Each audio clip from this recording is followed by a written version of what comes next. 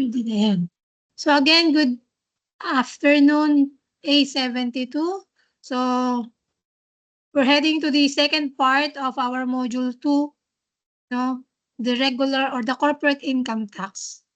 Okay, so if you check yung inyong canvas, so yung ating target module 2 exam or midterm exam will be on July 3. So meron pa tayong isang actually meron pa tayong magiging tama ba? July 3. O nagsabing July 3 na. So Wednesday meron tayong meeting, tapos meron pa tayong isa online on July 1. So the coverage will be fringe benefits and anong topic to? Corporate income tax. Okay? So yung fringe benefits, okay na doon, no? We're done with that. So yung topic sa corporate income tax, no? Yung coverage dun sa exam will be kung ano na-discuss natin, no? So probably computation, basic, no, ng computation ng regular income tax ng corporation. So hindi pa natin ma-include dito yung other topics or special topics for corporation. So perhaps it will be included in your module 3. Yeah, so yung module 3 naman, ang topic or coverage will be remedies and yung mga corporate income tax, and also includes yung mga allowable deductions. Ayan. So yun lang yung mga may limits. Yun, tsaka mga OSD and NOLCO. Probably the content of your module 2 exam will be yung mostly computation, no? Tsaka fringe benefit tax also. Yan. Ayan, so let's start with our topic, corporate income tax. So ito po isang regular corporate income tax. So medyo ang ano ko lang dito kasi mga examples natin, no? May mga siyempre dadaan dito mga previous years, no? However kasi during that time, okay? So unahan ko na kayo, no? Ano ma'am, kasi may mga transitions, no, in between the train law, the create law, okay? And then wala pa naman sa EOPT. So what I mean is may mga times or merong ibang taxable year na medyo may iba yung tax rate, no? Depende dun sa period or sa ano. Kumbaga merong certain period na iba yung tax rate. So that is under the create law. And somehow meron dito sa mga pinalaman sa mga COVID, no? Yung Bayanihan ACAS 1 and 2. So medyo meron yun, no, na impact. However, so for discussion purposes, we will use or kung meron times na I will not use yung specific rate during that time, no, for discussion purposes. Pero pagdating whatever is the tax or the taxable year indicated in the problem, yun yung susundan natin. Okay? So inunahan ko na kayo on that. Kasi tayo ng mga tax rate dito no? So let's start with corporation. So I think nasa slide, nasa screen nyo na. So hindi ko nakikita, no? So nakita nito yung screen ko. No, sa regular income taxation, regular corporations. So yung ating discussion from module 1 up to the first half of module 2, the taxpayers involved in our discussion are almost related to individual taxpayers. Okay? So, di ba ngayon naman halos ng ating module 1, the computation is for the individual taxpayers. We also discuss different types of individual taxpayers, the resident citizen, resident alien, no? So, even in the final tax, on the final tax, no? Wherein the recipient is the individual taxpayer. And on the first part of our module 2, for the fringe benefit tax, it is also, no, ang recipient ng mga fringe benefits ay individual taxpayers. Okay, so ngayon, lilipat na tayo sa isa pang klase ng taxpayer, which is the corporation. Okay, so Medyo, although almost the same naman yung concept, no? Magkakatalo lang talaga lagi dito doon sa tax rate. Okay? So let's start with the corporation. Okay, I don't know if you have your law on partnership and corporation, no, as part of your law subject. Before kasi nung time namin meron, no? So by the definition of corporation, it is a artificial being created by operation of law, having the right of succession, powers, at properties expressly authorized by law or incident to its existence. So by that definition, di ba, it is kumbaga, just like an individual taxpayer, okay, isa rin siyang, kumbaga, entity, juridical entity. Okay, so ito yung definition natin ng corporation dun sa subject yung partner corporation, di ba? So kumbaga, for financial purposes or the corporate code, ito yung definition niya. So having the rights of succession and power attributes. But when it comes to taxation, okay, when it comes to taxation, no, the corporation includes, no, or shall include partnerships. Okay, syempre nung nasa partnership and corporation tayo, yan, di ba?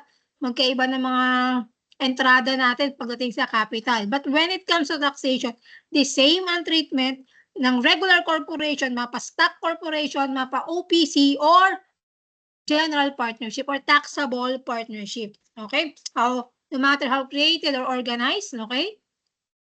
But it does not include the term GP, joint venture. So during your di ba? Meron kayong idea what is GPP, di ba? So yun kasi yung GPP ang taxable doon is the partners doon sa GPP. Okay? So I think hindi pa siguro sa bandang dulo natin madi-discuss, no? Alam ko meron pa tayong kulang, no, doon sa topic ng modus 1 and 2, no? Yung discussion ng or taxation ng GPP. Okay? I-include ko na siya sa dulo. Okay? So ito muna at least yung basic, no, ng corporation. Okay? So ito yung definition niya, no? It includes OPC and taxable partnership when it comes to taxation. Ayan. So just like the individual taxpayers, we have different types of corporations, namely domestic and foreign. Okay, so as I've said, domestic corporations are corporations organized under the Philippine law or by virtue of Philippine laws, which includes yung ating domestic corporation wherein merong mga stockholders, di ba? Pwedeng 3 or more incorporators or a regular 5 or more incorporators. Includes a one-person corporation or single shareholder or stockholder. Okay? So, siyempre naman may sariling entity, di ba? May sariling personality, ang OPC, against its single shareholder. Okay? GOCC, taxable partnerships. O yan. So, yung pang-apat at pang-lima, so the proprietary educational institutions and non-profit hospitals, dito kasama siya doon sa ating special corporation. Okay? Paano tinatax in general ang proprietary educational institutions and non-profit hospitals? Okay? So doon yung taxation ng dalawang nabanggit sa dulo. Okay? And then the other one is the foreign, comprised of resident and non-resident corporations. Okay? Resident, those engaged in trade or business within the Philippines, and non-resident, those not engaged in trade or business within the Philippines. So, to summarize, no, ano yung pinagkaiba, ma'am, ng domestic and foreign? Isa lang na maunang-una, no? Yung sources of income. Okay? So, sa domestic, taxable within and without the Philippines. Whereas in foreign, okay, taxable within the Philippines only. Okay? Kaya pagdating sa foreign, iba rin yung tax base ng isang resident foreign corporation versus the non-resident foreign corporations. Just like yung yung sa non-resident alien not engaged in trade or business, no? Parang magiging kamukha nyo dun sa non-resident foreign corporations, no? So, yun lang naman halos yung pagkaiba ng dalawa. Okay, the sources of income.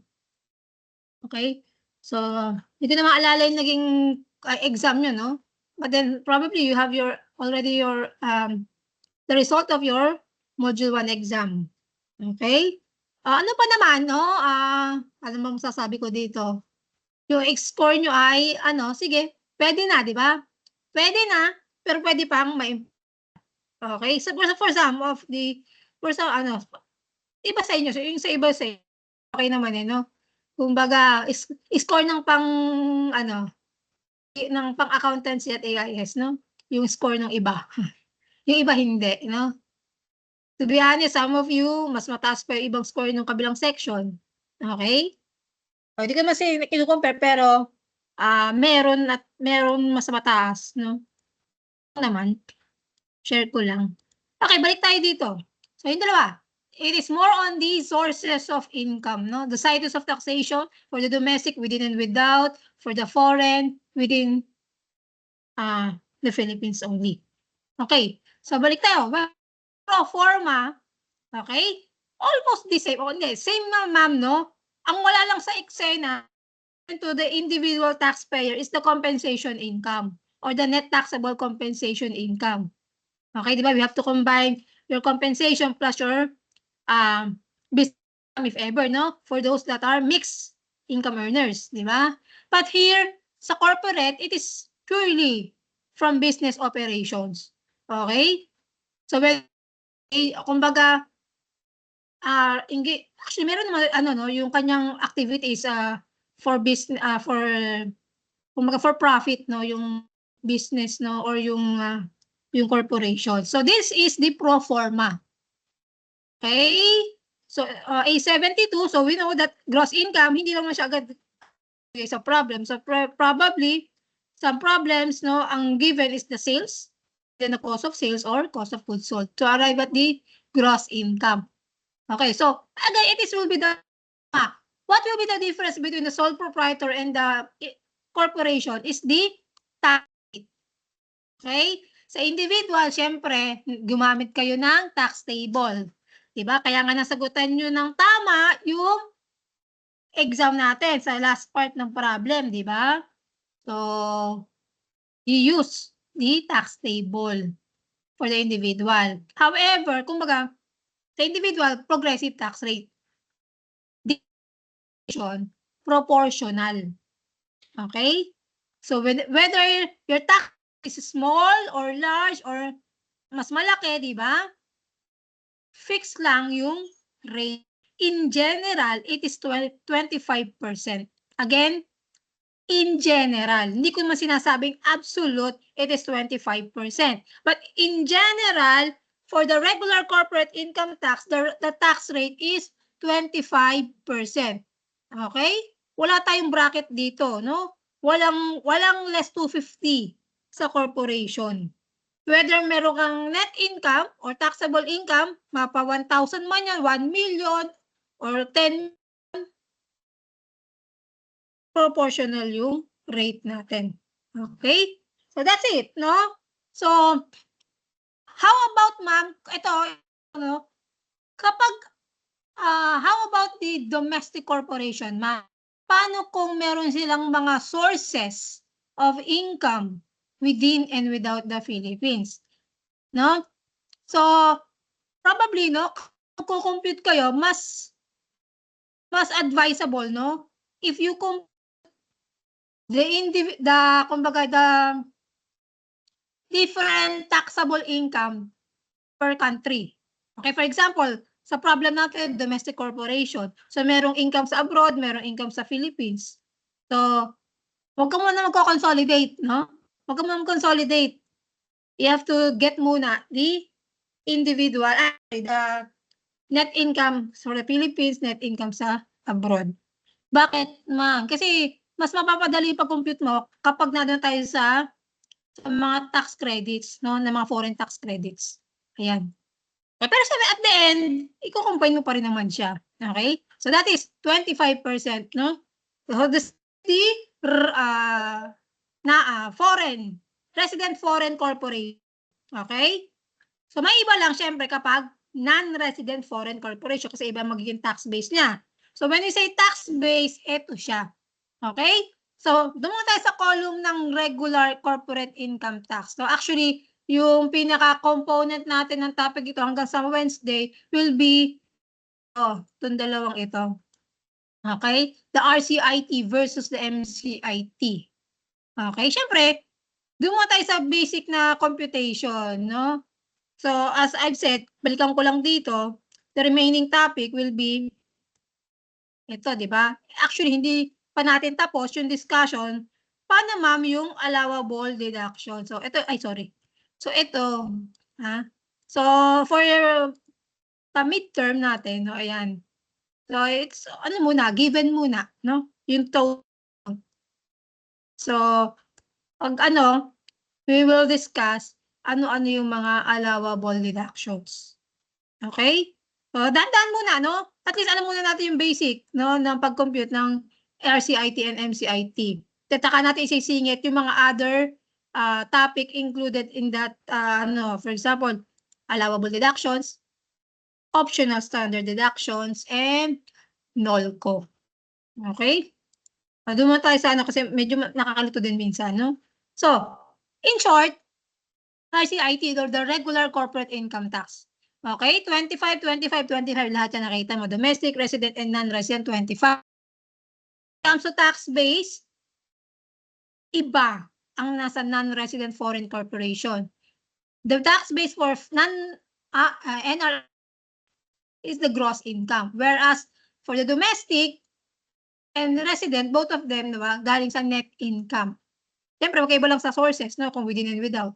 Okay? Kumbaga, domestic and si resident foreign corporation doon sa pro forma natin ng net income or taxable income. And in general, the tax rate is 25%. Okay. Sabi mo, ma'am, lagi po, bakit in general, ma'am? Okay. So, nung in-introduce yung train law, hindi pa yan ginagalaw, no? Train law, mostly individual taxpayer. Sa individual na taxpayer yung may impact. Okay? Dito sa create law, I forgot the exact word for the create law. That is for, kumbaga ang effectivity niya is July 1, 2020. Okay? So, ayan. Dito nag-start. No? Hindi man siguro, hindi ko masabi dito nag-start ng kaguluhan. Hindi. Dito nag-start yung changes. However, kasi during that time, although the effectivity was on July 1, 2020, pero na-publish lang siya, create law, April 2021 na, I think March, no? O mga last week or first week ng basta, imagine, 2021 siya. Pero yung effective, yung na-publish, but the effectivity nung July 1, 2020. So, ano mangyari doon? So, during that time, kumbaga, may transition or kumbaga merong ibang rate for the year 2020 kasi kalahati, 30%, kalahati, 20%. And during that time din, tawag dito, inintroduce yung isa pang rate lower than 25%. Okay? So, mamaya tayo sa MCIT, balikan natin. So, sasabi ko in general, that is 25%. Kasi, kumbaga, hindi lahat ng corporation may option to avail a rate lower than 25%. Okay? So, yung sinasabi ko dito na lower corporate income tax.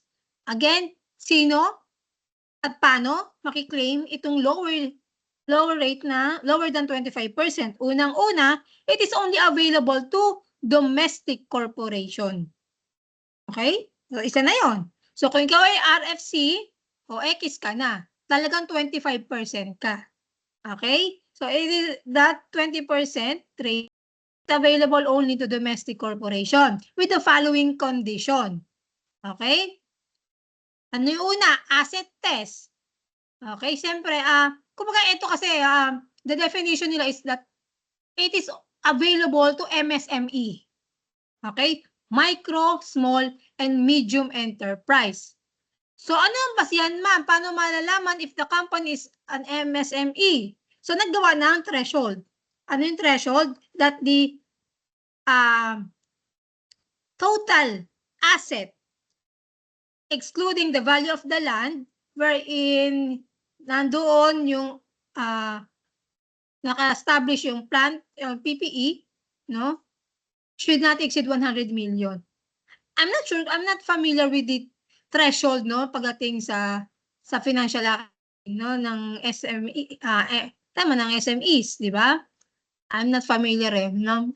I don't know kung, kasi meron dun, di ba, may liability test pa dun, tsaka may income. Iba kasi yung threshold ng SMEs sa financial accounting, di ba? So, di ba sa financial accounting, sino yung required or mandatory na gumamit ng framework na full PFRS? Sino naman yung na mag-SMEs, di ba? PFRS for SMEs, no? Pero dito sa taxation, ito lang yung threshold niya, that the asset should not exceed 100 million excluding the value of the land.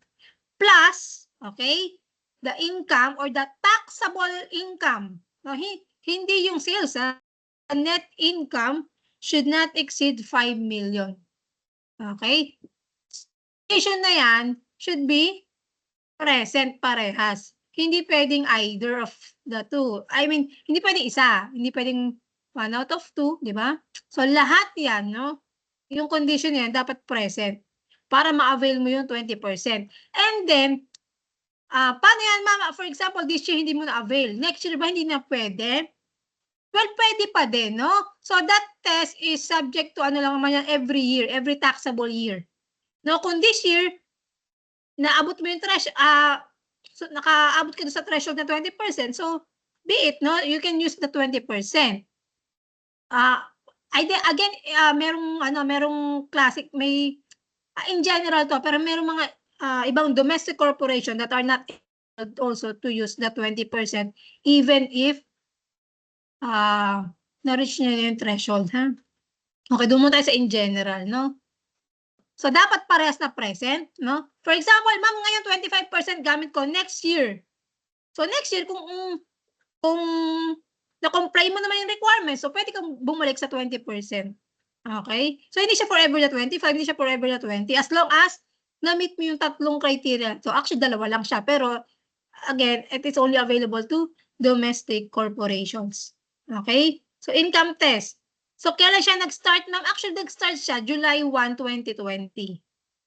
Okay? So, don't worry for the computation natin, no? Sige, magbigay ako mga start ng 2023, 2024, no? Kasi, sabi ko nga, paano kung ang sample problem mo is year 2020? Okay? O, let's say, the company is using a calendar year. O, syempre, di ba? Ma'am, paano yun? January to June, 30%. July to December, either 25 or 20%. So, during that time, 2020, okay, if the company is under a calendar year, no, average lang siya. 20 plus 30 divided by 2, o 25%. No? So, nung time na yun, nung 20, for the taxable year 2020, no?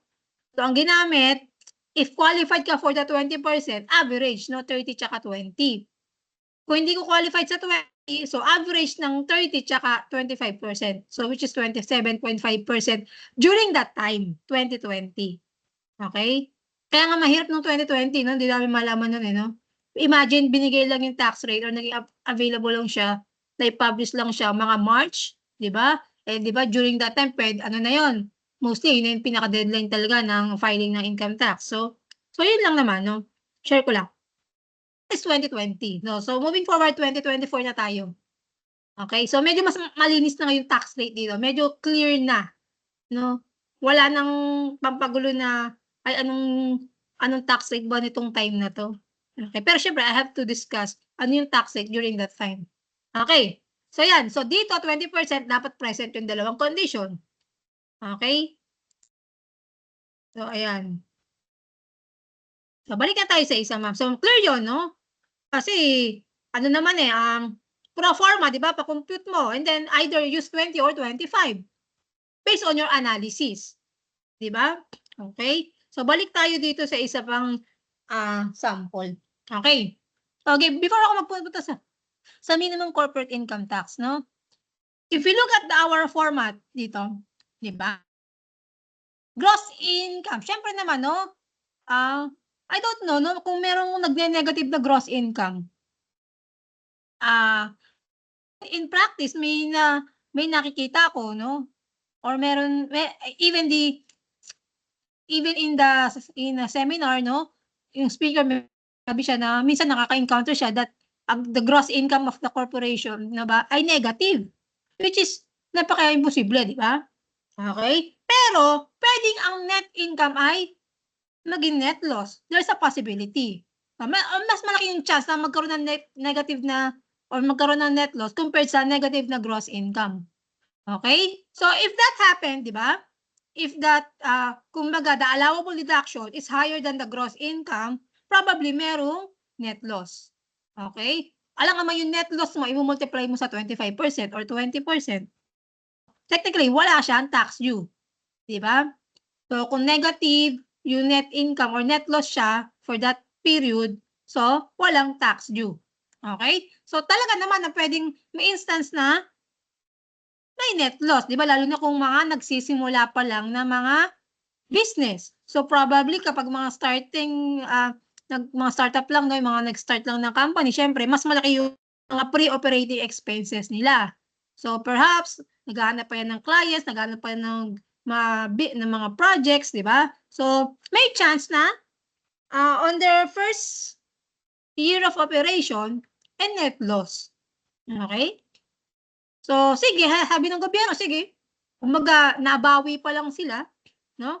Binabawi pa lang nila yung kasi kung may net loss ka, di ba, for that first year of operation, damay na yung capital mo doon. Okay? So, sige, sabi ng government, sige, wag mo. Okay? Wag mo nang i-tax kung net loss siya. Okay? So, up to 4 years. Ayan. Kumbaga, nag-set na siya, no? Na si government na ay hanggang 4 na taon lang, no? Kapag on your 4th taxable year at wala ka pang income, magbabayad ka pa rin ng tax. Okay? So, dito papasok yung MCIT or Minimum Corporate Income Tax. Okay? So, if you look at the formula, okay, sabi dyan, 2% of your gross income within and without or 2% of gross within only. Okay? So, that's not applicable for the non-resident foreign corporation. In short, di ba? Kung malugi ka man or net loss ka on a particular period, may possibility na magbabayad ka pa rin ng tax, no, through MCIT. Okay, 2%. That is the minimum corporate income tax. And paano bibilangin yung, sabi dito, ma'am, impose upon any domestic corporation or RFC beginning on the 4th taxable year, immediately following the taxable year in which such corporation commenced its business. O, balikan ko dito. Ayan. Ayan. Dito pala ako naglagay. Hindi, sabi dito. Ayan. Example ko lang, no? So, sabi, beginning 4th taxable year, tanggalin ko muna to. On the 4th taxable year, immediate. Ibig sabihin, for example, an entity, no, nag-commence ng business on 2019. Any day of 2019, mapa January siya or December siya nag-start. Okay? The count will be 4 years. 2020, 21, 22, and this will be the 4th taxable year, 2023. The start of your MCIT, the imposition of MCIT. Okay? Regardless, no, kung anong araw siya nag-start. January 1, December 31? Or, di ba, kumbaga, beginning of the year ng 2019 or even last month of the year, still the same count. Okay, so in this example, okay, the company is using calendar year. Paano naman pag fiscal? O ganun din ang bilang, no? So kasi they're doing let's say, sige, mag-fiscal ka. So this one is an example of calendar year. Okay, ito. Okay. So ma'am, paano kung fiscal year? O sige, makulit kayo, di fiscal. Okay? So let's say the company's fiscal year ended 30. Okay? Na-establish yung company, let's say August 2019. Okay? So, kailan magko-commence yung MCIT? Di 2020, 21, 22, 23. O, ito may specific to, no? July 2023. Kasi naka-fiscal year, di ba? So, imposition or start ng MCIT. Okay? Ayan. Pero most of the time naman, ang mga example problem ay calendar year. Okay? So, syempre, be careful lang, no, if the given problem is in a fiscal year. Okay, so yun ibig sabihin ko dito. So, at the start, so pwedeng 2019 up to 2022, whether you are may net income or may net loss, regular rate tayo, no? So, kumbaga, walang imposition ng MCIT pa. But starting 2023, whatever, no, kailangan magko-compute ka na rin, no? Aside on computing for the RCIT, you will also compute for the MCIT at the same time. And then, ano gagawin namin, ma'am? Kung may MCIT, then you will compare, no? You will compare whichever is higher between the RCIT and the computed MCIT for the period. Okay, in general, it is also 2%. Okay, so pampalito lang, no? During also upon the effectivity of train law, create law, merong provision lang doon, no? Na medyo, actually, I think it's not only on the create law, no? But then, because of the COVID, no? Bayanihan ACAS 1 or 2, yan, medyo binaba yung MCIT rate. But then, it is only on a particular period, no? From July 1, 2020 up to last 2023, the MCIT rate is 1%. And then starting July 1, 2023, revert back to 2% na MCIT. Ayan. Well, sa board, sabi ko kasi sa board exam, kung may gantong example of problem, at meron silang year between 2020 up to 2023, probably use whatever the applicable rate during that time. Okay? So, yung MCIT, wala siyang threshold, no? Hindi siya yung kagaya kanina na may either 25 or 20. So, the threshold, the 1%, no, na lower rate ng MCIT is applicable to both domestic and resident foreign corporation regardless ng size ng asset or taxable net income. Okay? Unlike sa 20% that may condition. And the 1%, hindi siya condition sa ano, no? Sa, kumaga, available to sa lahat ng domestic and resident foreign corporation. The 1% MCIT. Okay? So, yun na. And going back, July 1, 2% na siya. So, ibig sabihin, ma'am, during the transition, noong 2020 at last year, 2023, okay, for those that you are using calendar year, ma'am, ano yung naging basis na MCIT? Average. Ano yung average, ma'am? 1.5%. Okay? So, 2020 and 2023, okay, ang allocation ng MCIT is 1.5% during that time.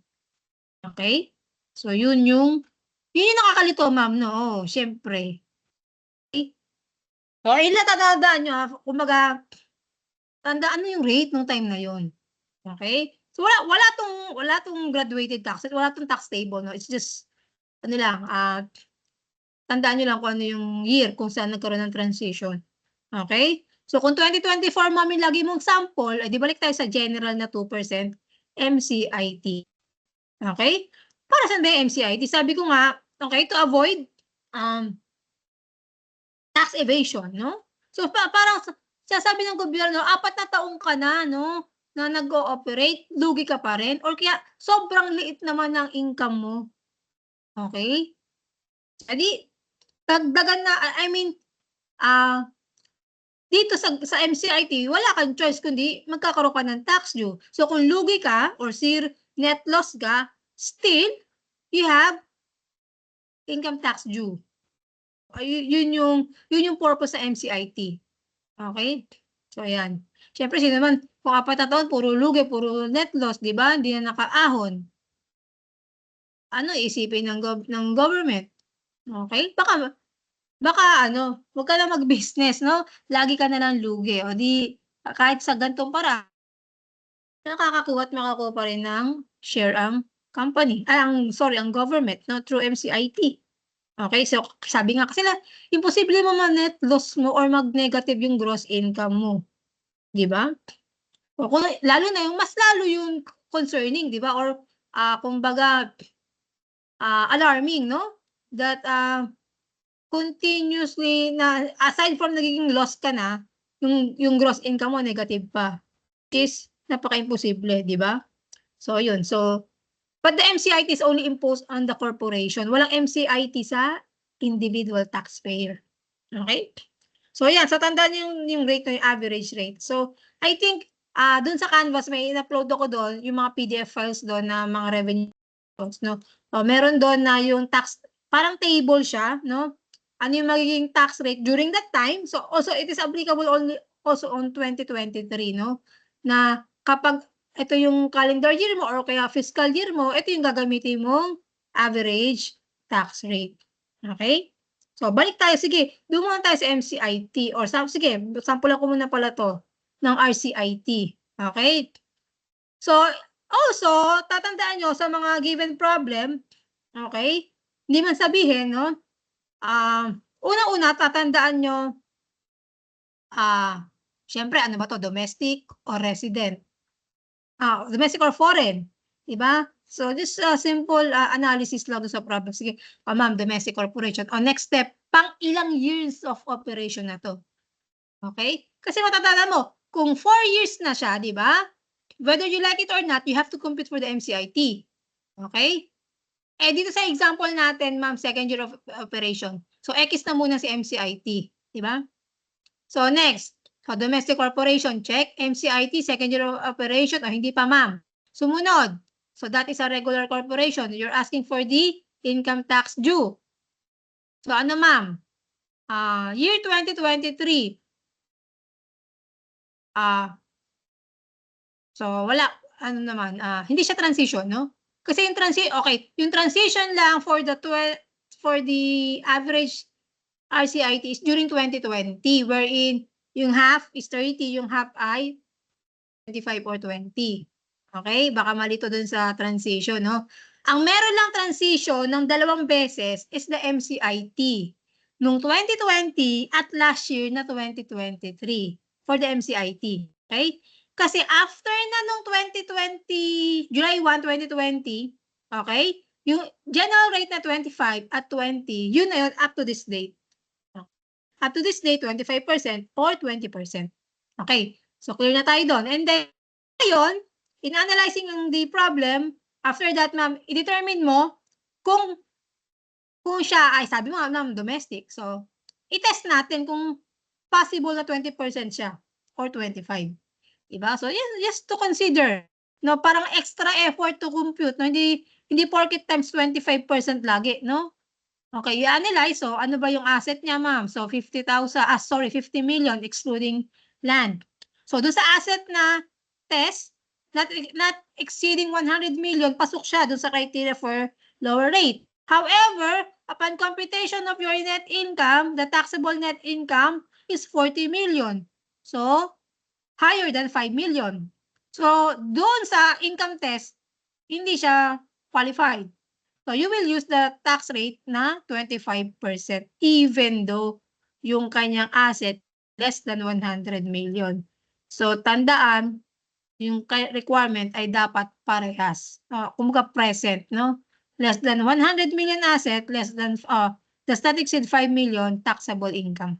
So, this time we use 25%. Okay? Hindi natin siya kukumpita ng MCIT kasi second year of operation pa lang siya. Okay? So, sunod tayo. Same information. However, its allowable deduction is 85 million. Okay?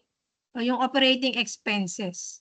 Speaking of allowable deduction or operating expenses, although sabi ko nga, on your midterm exam, hindi naman na ano, hindi ko sinasabing hindi, no?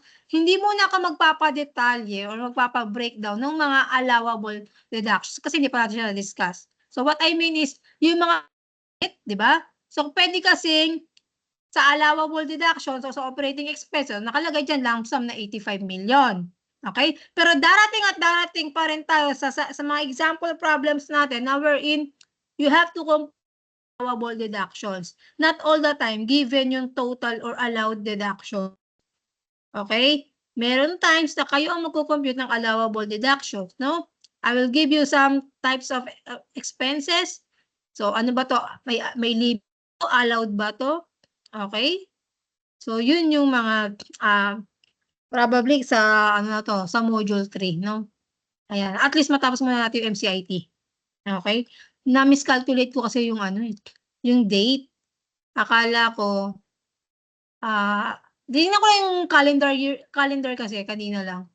July 20 is the last day of regular ano tawag ito? Regular class. Ayan. So yun. And then I also meron na pala akong announce ko lang na yung learning task 1 about fringe benefits, true or false pa lang naman yun. O yun. Pwede na siyang sagutan as a review materials din, no? Baka bukas ng umaga ako maipa-publish yung isa pang learning task, no? Also about fringe benefits and quiz also fringe benefits. So kumbaga may hintayin pa kayong isa pang learning task sa isang quiz. Pero all of that ay about fringe benefits. Okay? On Wednesday, continue tayo ng corporation. So mostly computation tayo. Okay? So dito, balik tayo dito, ma'am. The net income is 5 million. Again, wala nagbago, no? Yung asset niya does not exceed 100 million. So yung income niya ay does not exceed 5 million. So therefore, pasok sa criteria doon sa requirement to use 20%. Okay? So yun yung how do you analyze that sa mga problem. Okay? Ganun lang naman muna. Okay? So balikan na ano na ba? So balik tayo dito, MCIT. Ma'am, for example, halimbawa lang muna, no? Halimbawa, hindi siya second year. Alam mo, wag muna natin halimbawa, tanggalin natin siya, hindi siya, no, kasi mapagagawa mo. Kung halimbawa lang, hindi siya, X muna natin, no? Hindi siya, hindi siya second year operation. Kumaga, ma'am, sa example, paano mo malalaman, ma'am? Unang-una, okay? So, unless stated in the problem, no? Kung di siya in-state, domestic corporation. Di ba? Pero kung specifically specified na the entity or the corporation is a resident foreign corporation, so i-apply natin na siya ay RFC. Okay? Tapos sa year of operation, do not assume kung naka 4 years na or hindi. So, probably may given kung kailan nag-start ng operation. Okay? So, pwede naman na based on sa problem, okay? So the company, are already subjected to MCIT, okay? So yun yung mga ganong mga kumbaga statements of problem. Not necessarily na ibabanggit mo na 4th year of operation, di ba? So you have to analyze sa MCIT or hindi pa. Okay? So assuming subject siya sa MCIT. So what will your basis, ma'am? So, assuming siya ay subject na sa MCIT, di ba? So, dadagdag ka lang ng dadagdag ka lang ng isang requirements, no? So, we will multiply that, yung gross income mo. So, let's assume, ulitin ko kalimutan mo natin ito ay 2023. Okay? Kalimutan mo na ulit na ito ay 2023 kasi kung 2023 yan, maghahati ka, ma'am, di ba?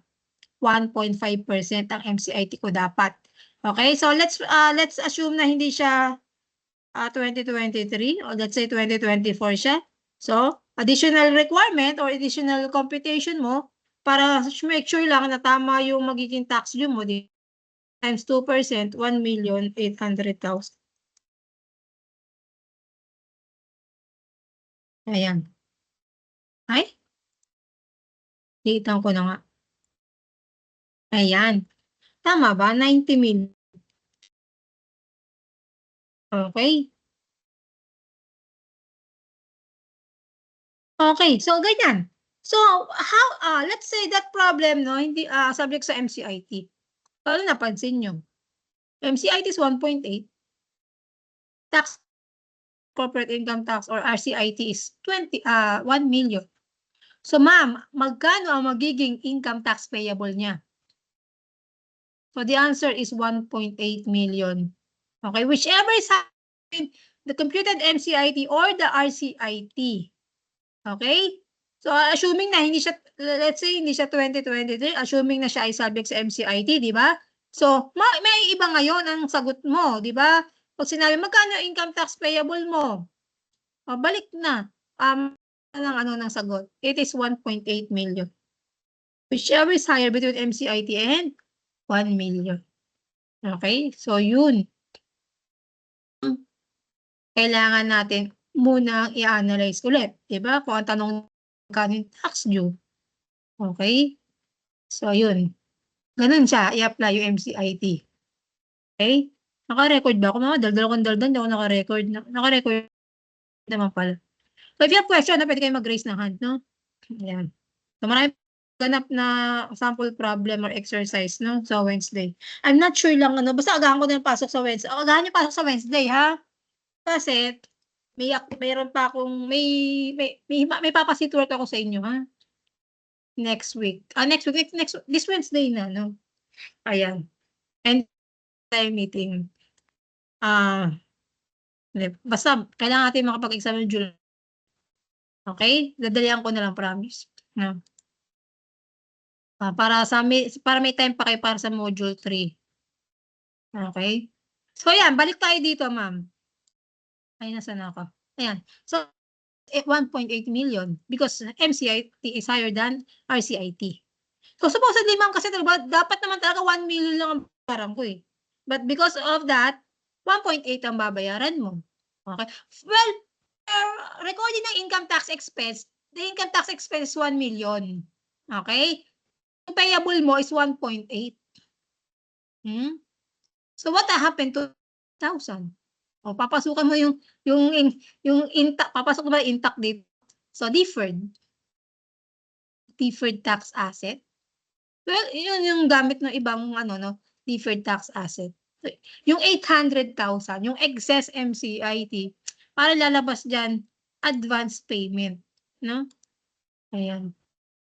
So, the excess between the RCIT and the MCIT, we called it excess MCIT.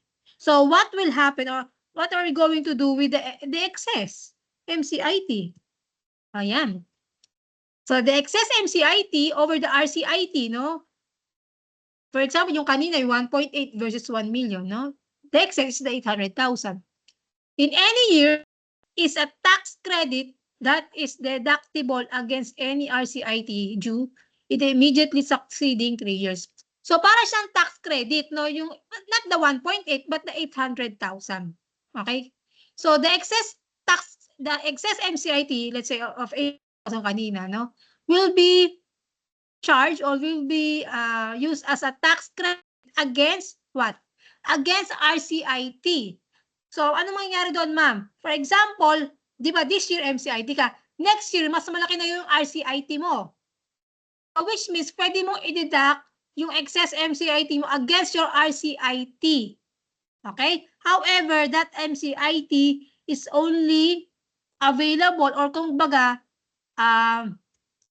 creditable within 3 years. So, ibig sabihin, kaya lang may expiration. No? May expiration yung excess MCIT. And take note, it is only creditable against RCIT. Hindi mo siya pwedeng i-credit or ibawas against another MCIT. Okay? Kung yung excess MCIT mo is from previous years. Okay? So, mamaya, natin, no? Ayan. Ano pa, ma'am? So, sabi nga dito, it can be used within 3 subsequent years. Okay? Paano, ma'am, kung those three subjects, MCIT pa rin ang mas malaki. So, yung nauna mong MCIT, mag-e-expire. Paano yung expiration niya? Siyempre, for example, let's say the MCIT for the year 2022. So, 3, 4, 5. Hanggang 2025 mo siya gagamitin. So, kung 2026 at meron ka pang MCIT na unused, it will become expired. Na mag-expired yan. Okay? So, a credit for the excess MCIT from prior years can be taken up to the full amount of RCIT during the next 3 years. Okay? This means, okay, so this means there's a chance, no, kahit regular, there's a chance na kahit yung RCIT ang naging mas malaki, di ba? Pero yung magiging payable mo, pwedeng mas mababa pa yan because of the MCIT. Okay? When there are several excess MCITs na unexpired, okay, that shall be the first in, first out basis. So, okay, A72, I know you are already familiar with the term FIFO. Okay? So, ganun din yung treatment dito. Kung ano yung pinakaunang MCIT, yun yung una mong itatax credit, no? So, maganda diyang gamitin is magkakaroon ka ng level, no? Ng, tawag dito, yung kinakredit mong MCIT, maganda doon, lalagyan mo ng level kung anong year yung MCIT na yon para hindi ka maligo, para alam mo kung kailan siya mag-e-expired. Okay? Well, for the tax form naman talaga, no, sa BIR forms ng annual ITR, no, nandun naman, no, ginaguide ka naman kung anong year yung MCIT, no, para mas madali mo matrace kung expired na siya o hindi pa. Okay, unused excess MCIT at the end of the 3-year period shall no longer be used, no, kasi expired na. Okay? So, bigyan natin example ito, no? Okay, ulitin ko dito, ha? Okay, mag-aano muna ako, ha? Tawag dito, yung gagamitin kong rate muna, okay? So, let's say, ano muna, hindi muna natin gagamitin yung, let's say, assume natin hindi muna nagkaroon transition ng 2020 tsaka 2023, no? Yung half na, yung 1% na MCIT, no? Yung mga following problems na example ko, I will use 2% muna, okay? Para hindi nalilito. Okay. Basta ulit ako na ulit, ma'am, no? Okay, in this example, tama ba? Ay, anong year ba yung giving ko? 18, 19. Sorry, hindi. Hindi ko muna pala gagamitin ito isa. Mali. Mali yata yung post ko ng ano. Okay. Iba na lang. Ito muna. Okay. So, let's assume, okay, that okay, let's say 2024. Let's say no 2024, para hindi siya malito, di ba? Subject na sa MCIT. Ayan, yun pala yung purpose nito, no? So, let's say, nag-start ma-subject sa MCIT si company 2024. Okay? Ay, sorry, 2023 pala. Nililito mo ako, ma'am, eh. 2023, no? So, let's say, ginamit niya ay 2% muna, ha? Okay. So, paano ko nasabing 2%? No, doon tayo sa column ng tama ba? Baliktad. Ay, hindi. Sorry. 2022. Baliktad. Compute pala ako dito. Sorry, ulitin ko. Ulit. So, let's say, ano talagang subject sa MCIT, no? Ayan. And then, we use 2%, no? Wag muna, kalimutan niyo muna yung 1%, no? Muna. Okay? For, ano lang, for discussion muna, no? Kung paano i-present yung MCIT, paano gamitin yung tax credit or yung excess MCIT. So, let's say, 2022, this is their operation, okay? And probably, disregard muna natin yung lower rate, okay? Let's say the RCI, let's say the company is a large company, no? So, subject siya sa 25% muna, okay? So, that's it. So, let's say your net income is 1 million, your gross income is 6. So, Your computed RCIT is 250 and your MCIT is 120. So, although 2022, subject na sa MCIT, however, wala problema kasi ang RCIT is higher than the MCIT. So, what will be your income tax payable? The 250,000 RCIT. So, coming 2020, gross income of 5 million and net income of 250. Again, using 2% and 25%, your RCIT is 62,500, your MCIT is 100,000. So, for the year 2023, higher ang MCIT. So, what will be your income tax payable? Okay? Disregard muna kung mayroong mga advance payment or withholding tax. So, the income tax payable is 100,000 coming from the MCIT. Okay? Then you compare the difference between the MCIT and the RCIT. There's a difference of 37,500 and that is your excess MCIT. Okay? So, ano mangyari, ma'am? So, let's say, first scenario, coming 2024, you already have your 5 million deductions. 5 million na income. Gross income. 5.2 na allowable deduction. So, you have a net loss na 200,000. Again, hindi po natin to, tsaka ko na i-incorporate yung mga null ko. Okay? So, dahil dito, wala siyang RCIT. No, kasi negative. And then, your MCIT is also 100,000. Okay? Your income tax payable, the higher between 0 and 100,000. So, 100,000. So, dito na papasok, ma'am. So, can we deduct or can we use the 37,500 excess MCIT for scenario A? So, walang magiging tax credit because you can only use the MCIT against RCIT. Okay? Let's say second scenario ulit. Another scenario. Okay? Let's say scenario B, gross income is 7.5, your deductible expense 1.6 million and your net income is 1.5. So what will be your tax due? For the regular, 375. For the MCIT, 150,000. So what will be your income tax payable? 375,000. So since higher yung RCIT against MCIT, we can deduct the 37,500 excess MCIT to arrive at your net income tax due or still due of 337,500. Okay?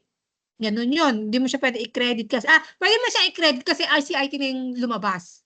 Okay? Scenario C. So, you have your income of, gross income of 4.9 na deductions. So, you have your 100,000 net income. So, hindi ka net loss. Mababa lang ng konti yung tax income mo. Okay? So, you have a RCIT of 25,000 and MCIT of 100,000. So, what will be your income tax payable? So, the higher between 25 and 100. That's still an MCIT. Okay? Ito, different, scenario to. Parang siya ng 2024, pero ibang scenario. So, you cannot, again, deduct the 37,500. Okay? So, you still have a payable of 100,000. Okay? So, yan. Pero ito, mama, kung meron kung ang result ay 2024 ay MCIT, okay? Babantayan mo na rin siya dito. Your excess MCIT is already 100,000. So, dito, wala ka MCIT. Dito ay meron ka excess na 75,000. Okay? So, kung tinuloy-tuloy mo yung scenario A, ito, kung sa scenario A, di ba, you have a running balance of 137,500 na MCIT. Okay? Kung scenario B, wala kang balance na MCIT as of 2024. Kung scenario C, your running balance of excess MCIT ay 112,500. No, 112,500. So, yung 37 plus 75,000. That will be your running balance of MCIT. Again, you have to monitor your MCIT. Okay? So, yan. Next scenario. Kunin ko na lang yung scenario dito, no? So, ito, let's say, ito yung napagpilian natin, ma'am, no? Na excess credit, no? So, dito, meron ka na excess credit na 75,000. Okay. Ituloy natin ng 2025. 2025, meron ka pa rin gross income na 5 million. Meron kang net deductions na 5.2. So, meron kang net loss na 200,000. So, you still have your zero RCIT but a 100,000 MCIT. Okay? So, what will be your income tax payable? 100,000. What will be your excess income tax credit? Again, zero ulit. What will be your income tax due? 100,000. Okay? But how about the excess MCIT? 100,000. So, pagpasok ng 2026, you already have a running balance of, magkano na siya? 212,500 na MCIT. Okay? Ito ay MCIT ng 23, 24, and 2025. So, remember, yung pag-carry over the MCIT, it is a 5 in a 5-0 basis, no? First in, first out. Okay? So, let's say, pagdating ng 2026, ma'am, medyo gumanda-ganda ang ang benta, no? Let's say you have a deduction of 6 million, net income of 1.5. So, you have your RCIT of 375. And MCIT of 150. Ay, ayan. Compute mo na lang. Kung kayo nasa bahay, di ba? Mag-compute kayo ng, may calculator kayo, no? Paano na-arrive yung 375? 25% of 1.5. Paano na-arrive yung 150? 2% of 7.5. So, what will be your income tax payable? So, the higher between 375 versus 150, 375. So, ngayon, magkano excess credit ko, ma'am? Okay? So, what will be your excess less excess MCIT? On a first in basis, so, less 37,500. Expired na ba? Hindi pa naman, di ba? So, sakto lang, no? Pagdating ng 2023, from your MCIT from 2023, sakto siyang gamitin ng 2026. Okay? So, first in, first out, pwede ka pang gumamit ng MCIT mo ng from 2024. Also, you can also deduct 100,000 from your 2025. No? As long as hindi, kumbaga, up to the income tax payable mo, 37,500, 75 plus 100,000. So, you already have a total of 212,500 na excess MCIT that will be credited against your RCIT of 375. So, that is, magkano na lang magiging tax due mo? 162,500. And come at the end of the year 2026, wala ka ng balance ng MCIT. Fully consume mo na, no? Hindi siya na-expired pero na-consume mo na siya against your RCIT. Okay? So ganun yung pasok. Okay? Ganun yung pag-analyze. Isa na lang. Okay? Para mapakita ko sa inyo yung ano naman.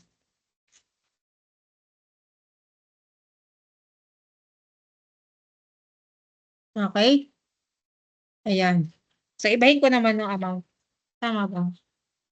So, ngayon, nag-extend pa ako ng pares ba? Hindi, magkano figures to sa kabila, no? So, ulitin ko. Pagdating naman ng 2025, so, negative 200,000 na. Again, hindi ko muna ipe-present yung sa null ko, ha? Yung paggamit lang ng MCIT muna, no? So, your RCIT ay 0, 100,000 ulit. So, your income tax payable is 100,000. You don't need to deduct, no, yung MCIT. It is also an MCIT. So, lagay natin. So, yung 100,000 mag-expire siya 2028. No? Yan, ito ang kasing maganda sundan, no? You have to put a label, no, kung kailan siya mag-expire. 2026, unang-una, syempre, dapat tama yung computation mo ng MCIT, no? Para mas ma'am, bibigyan mo kami ng example na hindi na transition, no? Again for hindi ko muna i-ano yung null ko. So wala. Tapos dito is 96,000. So dito ay 96,000. Again, wala kang tax credit. So your null ko, your MCIT is 96,000 for tama. And it will expire on 2029, 789. Okay? Babantayan mo siya, no? Pagdating ng 27, medyo lumaki na ulit. You have your 6 million, 1.5. So your tax due of 375, parang kanina lang din, no? And an MCIT of 150. So mas malaki ang 375. So magkano ngayon magiging tax credit mo? Okay? So you can no longer use your MCIT from 2023 because it already expired, no? Ano pa ang pwede mo i-deduct? So since, pwede pa 2024, no? Kasi sakto hindi pa mag-expire pa. Sakto for 2027 na income tax due. Then your 100,000 from your 2028. 2025. Iitan ko kasi, ma'am, na magkasya. Okay, what else? Pwede nyo pa rin i-gawing credit yung 96,000, which is from 2026 MCIT. So again, what will be your income tax due? Still due 104,000. And then at the end of 2027, wala kang excess MCIT. Okay? So yun. Again, dito sa pagki-credit, no? Ang pwede mo lang i-cover is yung unexpired. And then, ang up to the amount of income tax payable, hindi pwede magkaroon ulit na, halimbawa yung RCIT natin ay 200,000. So hanggang 200,000 lang yung pwede mong i-credit. Okay? So yun lang yun. That's how you use the excess MCIT. For now, for tax, kumaga yung presentation dito is annual. Okay? May iba pa pagdating ng quarterly. Okay? For the corporation, so for the income tax.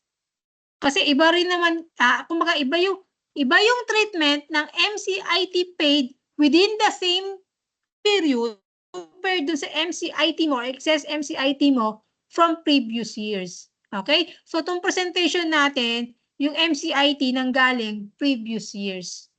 Okay? Kasi once we punta tayo dun sa quarterly, sa iba ng MCIT na binayaran within the quarter. Okay? So yun lang muna. So kumbaga yung focus natin ng mga problems will be on a calendar basis muna. Okay? So ayan. So kailangan natin mag-double time ulit, no? So ano ba? Para sa Wednesday, no? Meron pa akong mga papasagutan sa inyo. Kaya kailangan nyo pumasok, no? Kasi I think after an hour nating ng discussion, I need to leave you kasi may defense yung year yun. 3rd year, oo. Kaya, sa time nyo yun, no, 9 to 12. Pero may activity akong iiwan sa inyo that you need to answer on the same day, no? Ayan. Tingnan natin kung pwede, kung online or face-to-face, no? Kapag hindi, basta ipa-flash ko na lang naman din sa screen nyo yung no, yung sample problem. Okay? So, yun. Para makapag-practice kayo and then yung activity na yun is about MCIT and RCIT. Okay? At the start, we will discuss yung for the, ano ba yun, yung presentation ng, ano, ng quarterly, no, na RCIT and MCIT. Although pares lang naman siya talaga, no? Kaya lang, yung ng pagki-carry over ng MCIT, pwede ba to? Or hindi ba pwede to? So, yun lang yung difference niya pag annual versus quarterly. Yung, ano, yung computation o yung presentation. Okay? But at the end, consolidated pa rin siya. Yun, isa pa din yung dapat natin alamin, no? Kasi minsan, yung presentation sa problem ay cumulative. Minsan naman yung given problem is not cumulative. Okay? So, yun. Yun yung pati di-discuss natin. No? So, at least makapag-compute tayo ng tax due. No? Tapos, tsaka sa module 3 ko na isisingit yung ibang topics ng corporation. And for the tax remedy, saglit lang yon, no? As a tax remedy naman kasi mostly mga dates, no? Mga prescriptions, sa module 3 wala masyadong computation. With regards to tax remedy, no? Sabi ko nga, nung sa kabilang section din, dito medyo mas maraming computation compared sa module 1 na maraming theories. Okay, dito, isang problem pwedeng 4-5 tanong. No? Even in fringe benefits, ganoon din kadami ang tanong sa fringe benefits. Okay? So, kaya, on Wednesday, please bring your calculator and extra yellow pad or paper, no? For the sheet work, no? So, yun lang naman. It's just also additional, sabi ko doon sa kabilang section kasi, para pandagdag, no? Additional, no? Incentives para sa naghihingalo nilang grades, no? Yung mga nasa laylayan nilang score, maiangat, no? Pero syempre, A7, hindi kayo exempted doon, no? Because some of you need an extra, mas mataas na grades, no? Kumbaga mas ma-improve yung scores compared dun sa naging result ng Module 1 exam. O, yun lang naman, no? A72. See you on Wednesday. Ayan. Ano pa ba kailangan ko? Basta pumasok na lang kayo sa Wednesday, ha? And then also we'll discuss yung sa paano yung magiging actually, i-ano ko na talaga na July 3 na, no? Ipiprepare ko na. Kumbaga, also, it's also 100 points, pero siguro hindi ko na masyado damihan yung problem na walang choices, no? 15 points ba naman agad no? Ayan. 'Di ba? Kung 15 points yun, kung mali ka na, edi highest possible score is 80 na nasagutan mo lahat yung theories tsaka multiple choice, no? So, yun lang siguro. Mabigat kasi, no? 15 points yung problem. Nanghuhula lang naman. Ayan. Yung iba matumama. Okay, yun lang naman po. And, if in-announce ko na yung exam na gano'n ng date. So, yung exam natin is face-to-face. Kaya, para doon sa mga hindi lagi na-attend ng meetings, no, ng face-to-face, alam nyo na may exam tayong July 3. Kasi alam ko, some of you, na nagpapakita ng pag-exam. Okay? So, yun lang. Nakakaya naman sa inyo kung hindi nyo alam na exam natin gandong date, di ba? Ayan. Kaya lang, syempre, may obligasyon din kayo bilang estudyante. Alamin mo kung kailan ang exam nyo. Ha? Huwag yung ilang linggo na nakalipas, hindi pa alam na may exam pala. Okay. Yun lang naman. Have a nice day sa inyo. Monday pa lang yung have a nice week. Buong linggo. Wala nang holiday this week. Okay, balik ulit. So, yun lang po. See you on Wednesday, A72. Have a nice day sa inyo lahat. Okay, stop recording ko.